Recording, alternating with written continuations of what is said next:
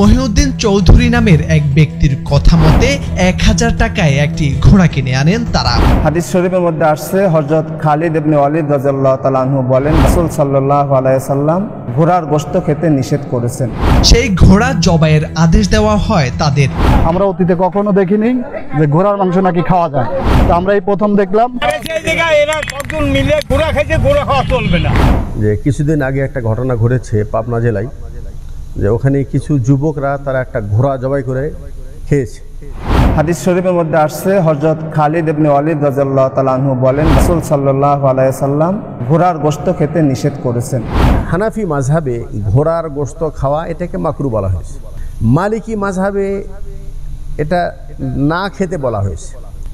আর হাম্বলি আর শাফি মাযহাবে ঘোড়ার গোশত খাওয়া হালাল। কেউ কেউ ঘোড়ার গোশত খাওয়ার পর এলাকাবাসীর ভয়ে এলাকা থেকেই পালিয়ে যান, আবার অনেকে ধর্মীয় ব্যাখ্যা দিয়ে সড়কে নেমে আন্দোলন করেন। আর যারা মানববন্ধন করছে তারাও কিন্তু সঠিক মাসআলা জানে না যে আসলে ঘোড়ার গোশত খাওয়া হালাল না হারাম। এমনি সাধারণত তারা জানে যে এটা হারাম মনে হয়, তো হারাম সে খেলো কেন। কিন্তু রাসূল সাল্লাম উনি প্রকাশ্য অনুমতি দিয়ে দিলেন, যে নিষেধ করেছেন গৃহে পালিত গাধার গোশত খেতে, কিন্তু ঘোড়ার গোশত খেতে নিষেধ করেন নাই, বরং তিনি অনুমতি দিয়েছেন। আত্মাহারিক টিভি, ওহির আলোয় উদ্ভাসিত জীবনের জন্য। আলহামদুলিল্লাহ রাব্বিল আলামিন, ওয়াসসালাতু ওয়াসসালামু আলা আশরাফিল আম্বিয়া ওয়াল মুরসালিন নবিয়িনা মুহাম্মদ ওয়া আলা আলিহি ওয়া আসহাবিহি আজমাইন, আম্মা বা'দ। আউযু বিল্লাহি মিনাশ শাইতানির রাজীম। قال الله تعالى والخيل والبغال والحمير لتركبوها وزينة ويخلق ما لا تعلمون। সূরা নাহল 8 নম্বর আয়াত। সমস্ত প্রশংসা আল্লাহ সুবহানাহু ওয়া তাআলার জন্য, অসংখ্য কোটি দরুদ সালাম বর্ষিত হোক প্রিয় নবী মুহাম্মদুর রাসূলুল্লাহ সাল্লাল্লাহু আলাইহি ওয়াসাল্লামের উপর। আল্লাহুম্মা সাল্লি আলাইহি আল্লাহুম্মা বারিক আলাইহি। আজকে সংক্ষিপ্ত একটা বিষয়ে কথা বলার জন্য ইচ্ছা পোষণ করলাম। সেটা হলেই যে কিছুদিন আগে একটা ঘটনা ঘটেছে পাবনা জেলায়, যে ওখানে কিছু যুবকরা তারা একটা ঘোড়া জবাই করে খেয়েছে। আর এটা গ্রামবাসী জানার পর তারা তাদের বিরুদ্ধে মানববন্ধন খাড়া করেছে, যে এরা চরম অন্যায় কাজ করেছে, এদেরকে এলাকা থেকে বিতাড়িত করা হোক, এদেরকে আইনে আশ্রয় নেওয়া হোক। আর এই আইনের আশ্রয়ের ভয়ে যারা ঘোড়া খেয়েছে তারা পলাতক অবস্থায় আছে। তো আসলে বিষয়টা আমার মনে হয় যিনি গোশত খেয়েছেন ঘোড়ার, সেও জানে না যে এটা হালাল না হারাম। কেন খেয়েছে? হয়তো বা সহজে সস্তায় পেয়েছে সে খেয়েছে, আমাদের ধারণা। আর যারা মানববন্ধন করছে তারাও কিন্তু সঠিক মাসআলা জানে না যে আসলে ঘোড়ার গোশত খাওয়া হালাল না হারাম। এমনি সাধারণত তারা জানে যে এটা হারাম মনে হয়, তো হারাম সে খেলো কেন। আচ্ছা, আর এটা শুধু তাদের অবস্থা না, আমরা যারা এখানে বসে আছি আমাদের মধ্যে অনেকে জানা নাই যে আসলে ঘোড়ার গোশত হালাল না হারাম। আর আমাদের দেশের শতকরা যদি বলি 95% মুসলমান বা 99% একমাত্র ওলামা একরাম, তারপরেও হক্কানি ওলামা একরাম, সহি আকিদার ওলামা একরাম ছাড়া এই মাসালা সম্পর্কে তারাও সচেতন না। সচেতন না হওয়ার কারণটা হলে যে ঘোড়া সচরাচর এটা বাজারে মানুষ গোশত বিক্রির জন্য এটা জবাই করা হয় না। ঘোড়া মানুষ কেন পালে? ইতিপূর্বে মুসলিমরা জিহাদের কাজে ব্যবহার করত, আর এখন মানুষরা হয়তো সেটাকে কোনো বহনের কাজে ব্যবহার করে, অথবা সেটার পিঠে চড়ে সফরের কাজে ব্যবহার করে। এই জন্য এটার গোশতের খাওয়ার হুকুমটা অধিকাংশ মানুষ অজ্ঞ। তো যেহেতু এটা একটা ঘটনা ঘটেছে, এটাকে কেন্দ্র করে অনেক মুসলমানের ভেতরে এই প্রশ্নটা অন্তর করে জায়গা দিয়েছে যে আসলে বিষয়টা কি। যদিও এই বিষয়ে দু একজন আলোচনা করেছে, তারপরেও আমি আমার জায়গা থেকে আমাদের দ্বীনি মুসলিম ভাইদেরকে শুধুমাত্র অবগত করানোর জন্য যে এটা একটা শরীয়তের বিধান। আর এ বিষয়ে যদি আমরা শরীয়তের সঠিক বিধান জানি তাহলে আমাদের জন্য কল্যাণকর হবে, এবং আমরা যে জায়গায় থেকে নিজেকে নিজের আবেগবশত যা কিছু করতেছি এটা সঠিক না ভুল, এটা তারাও বুঝতে পারবে। তো এ প্রসঙ্গে আমি একটি আয়াত পড়েছি সূরা নাহালের ৮ নম্বর আয়াত। আল্লাহ তাআলা বলছেন, ওয়াল খায়লা ওয়াল বিগালা ওয়াল হামির লিতারকাবুহা ওয়া জিনা ওয়া ইয়াখলুকু মা লা তা'লামুন। খায়ল মানে হলো ঘোড়া, ঘোড়া এবং খচ্চর এবং গাধা আল্লাহ পাক তৈরি করেছেন লিতার কাবুহা, যেন তোমরা সেটার উপর সওয়ার করে তোমরা সফর করো। ওয়া জিনা, এটা এবং এটা মানুষের সৌন্দর্য, মানুষ ঘরে আদর করে সুন্দর করে এই পশুগুলি পেলে থাকে। ওয়া ইয়াখলুকু মা লা তা'লামুন, এবং আল্লাহ তাআলা আরও বহু সৃষ্টি তিনি তৈরি করেছেন যেটা তোমরা জানো না। তো এই আয়াতকে সামনে রেখে বর্তমান প্রচলিত যে 4টি মাযহাব রয়েছে, সেই মাযহাবের দৃষ্টিকোণ থেকে আমরা জানবো যে আসলে ঘোড়া খাওয়ার বিধানটা কি, আর এবং এরপরে কোরআন হাদিসের আলোকে সঠিক মাসআলা কি এটা জানার চেষ্টা করবো ইনশাআল্লাহ। প্রথমে যদি আমরা মাযহাবে দেখি, তাহলে হানাফি মাযহাবে ঘোড়ার গোশত খাওয়া এটাকে মাকরু বলা হয়েছে। মালিকি মাযহাবে এটা না খেতে বলা হয়েছে। আর হাম্বলি আর শাফি মাযহাবে ঘোড়ার গোশত খাওয়া হালাল, ঘোড়ার গোশত খাওয়া হালাল। হানাফি মাযহাবের যিনি প্রধান 2 শিষ্য, ইমাম মুহাম্মদ এবং ইমাম আবু ইউসুফ, ওনারা মানে ইমামের বিরোধিতা করে ওনারা বলছেন ঘোড়ার গোশত খাওয়া জায়েজ। এবং বর্তমান বিশ্বের বড় বড় ওলামায়ে কেরাম যারা আছেন, বিন বাজ রাহিমাহুল্লাহ, ইবনে উসাইমিন রাহিমাহুল্লাহ, ওনারা বলছেন ঘোড়ার গোশত খাওয়া জায়েজ। এবং পূর্বের যারা সালফে সালেহিনগণ ছিলেন, যোগ্য ওলামায়ে কেরাম ছিলেন, ইবনে তাইমিয়া রাহিমাহুল্লাহ, ইবনুল জাওজি, ইবনুল কাইয়ুম রাহিমাহুল্লাহ, এনারা সবাই বলেছেন ঘোড়ার গোশত খাওয়া জায়েজ। তাহলে আসলে এই বিষয়টা বিতর্কটা কেন হলো? বিতর্কের কারণটা হলো যে আয়াতটি পড়েছি, এই আয়াতে আল্লাহ পাক বলেছেন এই ঘোড়া, গাধা আর এই খচ্চরকে আল্লাহ পাক তৈরি করেছে যেন তার উপর তোমরা সওয়ার করো। তো লিতার কাবুহা, এই লিটা বলেছে লি তালিলিয়া, মানে সৃষ্টির কারণটা শুধুমাত্র তাদের উপর সওয়ার হওয়া এবং সেটা সৌন্দর্যের জন্য পালা।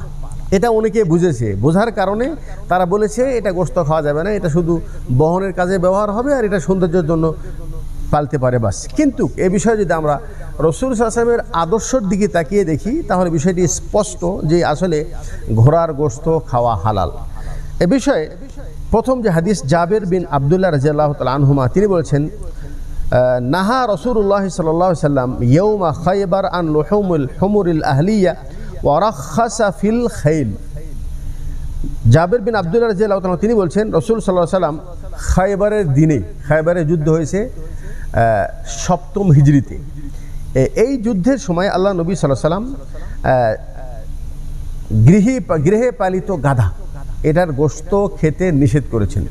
ওয়া রাখাসা ফিল খাইল, আর ঘোড়ার গোশত খেতে তিনি অনুমতি দিয়েছেন। কে দিয়েছেন? অনুমতি দিয়েছেন। অনুমতির মানে হলেই যে ইতিপূর্বে হয়তো মুসলমানরা সচরাচর ঘোড়ার গোশত খেত না, আর না খাওয়ার কারণ যে এটা হারাম ছিল কোনো সময় তা না। না খাওয়ার কারণটা হলো যে ঘোড়া মূলত এটা যুদ্ধের কাজে ব্যবহার হয়, আর এই যুদ্ধের কাজে ঘোড়ার এটা একটা মানে আসলেহা বা এটা একটা ঘোড়ার যুদ্ধের একটা গুরুত্বপূর্ণ একটা অস্ত্র। তো এটা যদি মানুষ জবাই করে খাওয়া শুরু করে তাহলে যুদ্ধের সরঞ্জাম কমে গেল। এই জন্য মুসলিমরা এটাকে সাধারণত জবাই করে খেত না, কিন্তু রাসূল সাল্লাম উনি প্রকাশ্য অনুমতি দিয়ে দিলেন যে নিষেধ করেছেন গৃহে পালিত গাধার গোশত খেতে, কিন্তু ঘোড়ার গোশত খেতে নিষেধ করেন নাই, বরং তিনি অনুমতি দিয়েছেন। আরেকটি হাদিস শোনেন, আসমা বিনতে আবু বকর রাদিয়াল্লাহু আনহুমা, তিনি বলছেন, আবু বকর সিদ্দিক রাদিয়াল্লাহু তাআলা আনহুর মেয়ে, তিনি বলছেন, কালাত নাহারনা আলা আহদি নবী সাল্লাল্লাহু আলাইহি ওয়াসাল্লাম, আমরা আল্লাহ রাসূল সাল্লাল্লাহু আলাইহি ওয়াসাল্লামের যুগে ফারাসান ঘোড়া জবাই করতাম, ফা আকালনা, এবং আমরা তার গোশত খেতাম। হাদিসটি বর্ণনা করেছেন ইমাম বুখারী 5191 নম্বর হাদিস, এবং ইমাম মুসলিম হাদিসটি বর্ণনা করেছেন 1942 নম্বর হাদিস। আর আরেকটি হাদিস, সেটাও জাবের রাদিয়াল্লাহু তাআলা আনহু থেকে বর্ণিত, তিনি বলছেন, সাফারনা মা রাসূলুল্লাহ সাল্লাল্লাহু আলাইহি ওয়াসাল্লাম, আমরা রাসূল সাল্লাল্লাহু আলাইহি ওয়াসাল্লামের সাথে সফরে ছিলাম। ওয়া কুন্না নাকুলু লাহমাল খাইল, আমরা ঘোড়ার গোশত খেতাম। ওয়া নাশরাবু আলবানাহা, এবং আমরা ঘোড়ার দুধ পান করতাম। এই হাদিসটি বর্ণনা করেছেন ইমাম দারকুতনি এবং বাইহাকি এবং ইমাম নববী, হাদিসটাকে সহি বলেছেন। আরেকটি হাদিস, সেটাও জাবের বিন আব্দুল্লাহ থেকে বর্ণিত, তিনি বলছেন, আকালনা জামানা খাইবার আল খাইল, মানে যেই খাইবারের সময় আল্লাহ রসুল মানে গৃহে পালিত গাধা খেতে নিষেধ করেছেন, বলছেন ওই সময় আমরা ঘোড়ার গোশত খাতাম, ওয়া হুমরাল ওয়াহশি, এবং জঙ্গলি গাধা এটাও আমরা খাতাম। ওয়া নাহানা নবী সাল্লাল্লাহু আলাইহি সাল্লাম আনিল হিমারিল আহলি, রসুল সাল্লাল্লাহু আলাইহি সাল্লাম শুধু আমাদেরকে নিষেধ করেছেন গৃহে পালিত গাধার গোশত খেতে। এটাও ইমাম মুসলিম হাদিসে বর্ণনা করেছেন, 5135 নম্বর হাদিস। তো এই কয়েকটা হাদিস থেকে আমাদের সামনে বিষয়টা একেবারে স্পষ্ট হয়ে গেল যে আল্লাহ নবী সাল্লাল্লাহু আলাইহি ওয়াসাল্লামের যুগে সাহাবা একরাম ঘোড়ার গোশত খেতেন। তো আসলে ঘোড়া খুব বেশি মানে অন্যান্য ছাগল আর গরু বা উটের মতো একেবারে খুব বেশি আকারে এটাকে পালা হয় না, যেহেতু এটা একটা মূল্যবান যুদ্ধের একটা সরঞ্জাম, সেহেতু মুসলমানরা এটাকে যত্ন সহকারে যুদ্ধের ব্যবহারে ওনারা যত্ন সহকারে রাখতেন, সেই জন্য মুসলমানরা এটা সচরাচর ব্যবহার করতো না বা খেত না। তো যেহেতু সাধারণ মানুষের মধ্যে খাওয়ার প্রথাটা কম, এই জন্য এই সঠিক বিধানটা অনেকেই জানে না। তো হাদিস থেকে যেহেতু আমাদের সামনে স্পষ্ট হলো যে আল্লাহ রাসূলের যুগে খেত এবং আসলে নিষেধ করেছেন সেটা হলো গাধার গোশত, ঘোড়ার গোশত নয়। তো রসুলের হাদিস থেকে সাব্যস্ত হলে আর এখানে কোনো মাযহাব টিকার তো কোনো কথা নেই। অতএব আমরা যে মাযহাবেই থাকি না কেন, রসুল সাল্লাল্লাহু আলাইহি ওয়াসাল্লামের আদর্শ পাওয়া গেলে সেখানে আর মাযহাব চলবে না। এ কথাই বলেছেন সকল মাযহাবের ইমামগণ, এমনকি আবু হানিফা রাহিমাহুল্লাহ তিনি বলেছেন, ইদা সাহাল হাদিসু ফাহুয়া মাযহাবি, সহিহ হাদিস পেলে সেটাই হলো আমার মাযহাব। আচ্ছা, যারা বলেছেন যে ঘোড়ার গোশত খাওয়া, অনেকে মনে করেন এটা হারাম, হ্যাঁ, এবং তারা একটা দলিলও দিয়ে থাকে। সেই দলিলটা কি? খালিদ বিন ওয়ালিদ রাদিয়াল্লাহু তাআলা আনহু থেকে একটা বর্ণিত হাদিস রয়েছে। তিনি বলছেন, নাহা রাসূলুল্লাহ সাল্লাল্লাহু আলাইহি ওয়াসাল্লাম আন লুহুমিল খাইলি ওয়াল বিগারি ওয়াল হামির ওয়া কুল্লি দীনাবিন মিনাস সিবা। রাসূল সাল্লাল্লাহু আলাইহি ওয়াসাল্লাম নিষেধ করেছেন ঘোড়ার গোশত খেতে, গাধার গোশত খেতে এবং খচ্চরে গোশত খেতে, এবং প্রত্যেক দুই বড় দাঁতওয়ালা শিকারীর গোশত থেকে আল্লাহ রাসূল নিষেধ করেছেন। হাদিসটি বর্ণনা করেছেন আবু দাউদ, নেসাই, ইবনে মাজাহ, কিন্তু হাদিসটা জয়ীফ। আলবানী রাহিমাহুল্লাহ হাদিসটাকে জয়ীফ বলেছেন, এবং ইমাম হাফেজ মুসা বিন হারুন বলেছেন হাদা হাদিসুন জয়ীফ, এটা জয়ীফ হাদিস। ওয়াকাল আল বুখারী হাদাল হাদিস ফিহি নজর, ইমাম বুখারী বলছেন এই হাদিসের ভিতরে ত্রুটি রয়েছে। ওয়াকাল আল বাইহাকি বলেছেন হাদা ইসনাদুন মুস্তারাব, এই হাদিসের সানাদের ভিতরে গড়বড় রয়েছে। এবং ইমাম খাত্তাবি বলেছেন ফি ইসনাদি নজর, তিনি বলছেন এই সানাদের মধ্যে ত্রুটি রয়েছে। ওয়াকাল আবু দাউদ হাদাল হাদিস মানসুখ, আবু দাউদ বলছেন এই হাদিসটা মানসুখ, মানে রহিত হয়েছে এই হুকুম, হ্যাঁ, মানে এটা আগে নিষেধ ছিল, কিন্তু খায়বারের যুদ্ধে রাসূল সাল্লাল্লাহু আলাইহি ওয়াসাল্লাম এটাকে নতুন করে আবার অনুমতি দিয়েছেন। ইমাম নাসাই বলছেন হাদিসুল ইবাহা আসাহ, মানে যেই হাদিসে ঘোড়ার গোশত খেতে বলা হয়েছে এই হাদিসটি বেশি সহি। তো বেশি সহি হাদিসের বিপরীত যখন জয়ীফ হাদিস আসবে সেটা আমলযোগ্য হবে না। তাহলে আমরা যেটা বুঝতে পারলাম সেটা হলেই, যিনি গোশত খেয়েছেন যদিও উনি হালাল বা হারাম হয়তো বা এতটা জেনে খায় নাই, কিন্তু তিনি হারাম খান নাই, হালাল খেয়েছে। এখন তার এই খাওয়াকে কেন্দ্র করে যারা আমরা মানববন্ধন করেছি, আমরা কিন্তু আবেগী মুসলমান। শরীয়তের বিষয়ে আমরা কোনো বিষয় সঠিক জানি না, জানার চেষ্টাও করি না। শরীয়ত বলছে ফাসআলু আহলা যিকরি ইন কুনতুম লা তা'লামুন, তুমি যদি না জানো তাহলে আহলে জিকির, আহলে আলিম, এলিম, যাদের কাছে শরীয়তের জ্ঞান আছে তাদেরকে জিজ্ঞাসা করে বিষয়টা জানো, তারপরে তার উপর আমল করো। না জেনে আবেগে নিজেরা শুধু শুনেছে ঘোড়ার গোশত কোনোদিন খায়নি, এটা হারাম, এখন এটার বিরুদ্ধে তারা সেখানে সংগ্রাম করতেছে এবং তার বিরুদ্ধে তারা মানববন্ধন করে সরকারের কাছে তারা তাদের দাবির মানে কি তাদের বিচারে দাবি করছে। তাহলে যদি তারা হালাল গোশত খেয়ে থাকে, তাহলে এটা নিয়ে যদি কেউ বিরোধিতা করে, তার বিরোধিতাকে বৈধ হবে? এটা কোনো ভিত্তি আছে? আচ্ছা, এখান থেকে আর একটা জিনিস আমরা জানতে পারলাম, সেটা হলো এই যে আমাদের দেশে মানুষ কতটা আবেগী মানুষ। যেই দেশে প্রকাশ্যে সুদ নেওয়া হচ্ছে, ঘুষ নেওয়া হচ্ছে, প্রকাশ্যে হারাম কাজে মানুষ লিপ্ত আছে, জিনা প্রকাশ্যে করছে, মানুষকে অন্যায়ভাবে হত্যা করছে, কোনো হত্যাকারীর বিরুদ্ধে কেউ মানববন্ধন করেছে?